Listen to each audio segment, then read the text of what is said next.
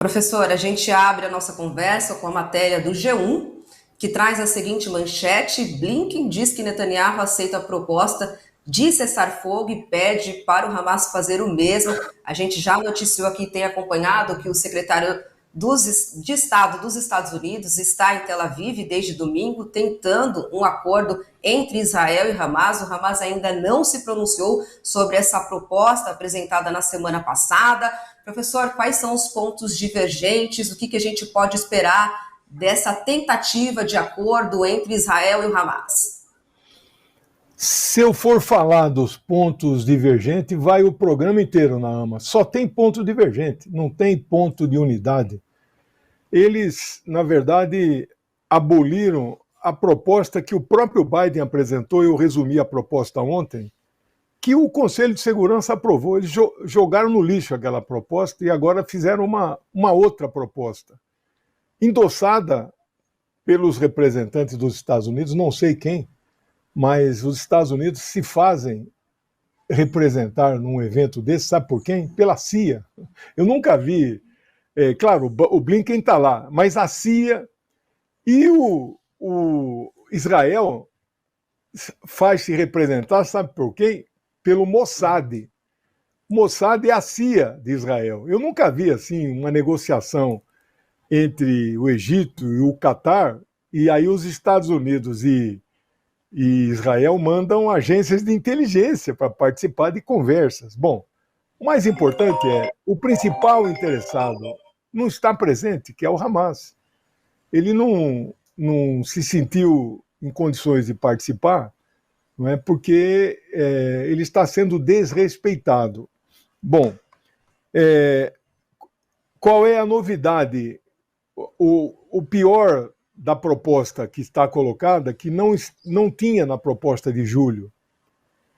Existe alguma coisa que se chama Corredor Filadélfia, que pouca gente sabe o que é, porque não tem obrigação de saber, porque só quem acompanha mesmo. A fronteira de Gaza, Gaza é Palestina, mas hoje chama Israel, né? A fronteira de Gaza com o Egito, essa parte do Egito é a Península do Sinai. Aquela fronteira ali inteirinha chama-se Corredor Filadélfia. Ela é muito porosa. Como são porosas todas as fronteiras dos países, porque não dá para você botar um soldado a cada 10 metros. Não tem condições. Então são algumas passagens e por ali as pessoas transitam. Entre uma passagem e outra vai às vezes 50 quilômetros. Entre uma passagem e outra é muita porosidade. E o que os palestinos fazem? Eles fazem túneis. E por esses túneis, eles então passam materiais de construção, né? Porque a fronteira é controlada, apesar de ser o Egito que controla essa fronteira, essa passagem, Israel manda no Egito. E aí o que é a tal da Corredor Filadélfia? É tudo essa passagem, essa fronteira chama Corredor Filadélfia. E aí o que está na proposta?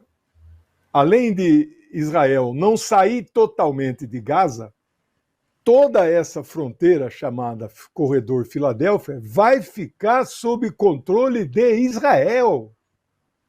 E o Egito aceitou. Sabe, um país soberano abrir mão de controlar a sua fronteira é uma coisa impressionante, né? Então, veja que é um governo, entre aspas, um governo capacho.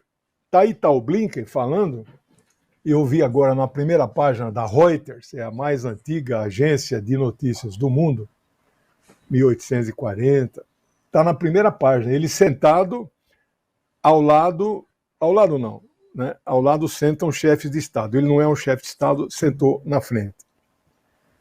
Com o presidente do Egito, Marechal Abdel Sisi, né? Eleito com 90% dos votos. Aí você vê como a eleição lá, ninguém pediu as atas do Egito, né? Mas pediu da Venezuela, que é eletrônico, que é 100% seguro. No Egito não tem eleição eletrônica, né?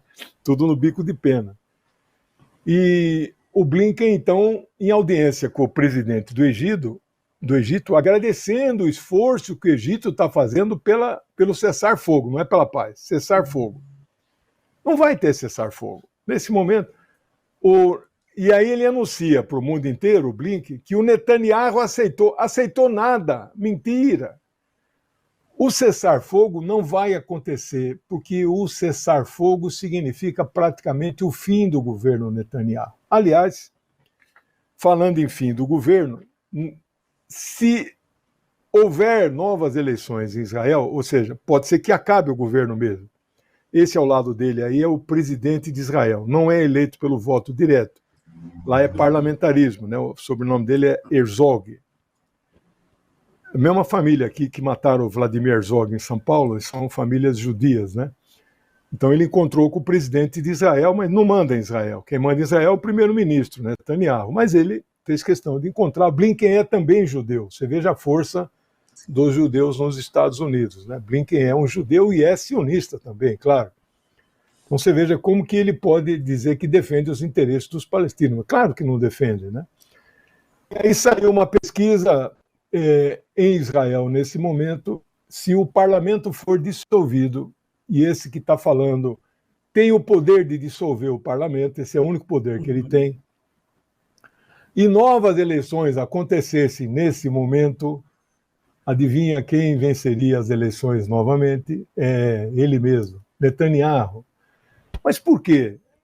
Porque a sociedade israelense pensa como o Netanyahu, apoia o genocídio palestino, e esse genocídio ele é arquitetado, ele é tramado mesmo antes de existir Israel em 1948. Então muitas pessoas têm ilusão com aqueles primeiros colonos que foram para lá na década de 20 do século passado, 30, que bonzinhos que eles eram, compravam terra dos palestinos, criaram os primeiros kibbutz, eles eram socialistas, que nada.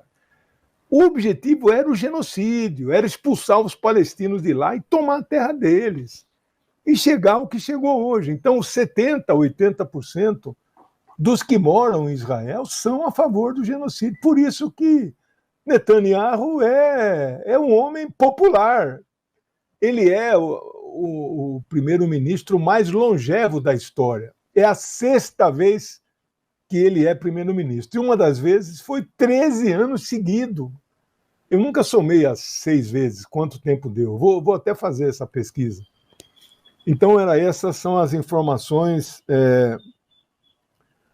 E aí a notícia que está no Haaretz, é o maior jornal de Israel, autoridades israelenses e o Hamas veem poucas chances de um cessar-fogo nesse momento e, portanto, a guerra vai continuar contra os palestinos.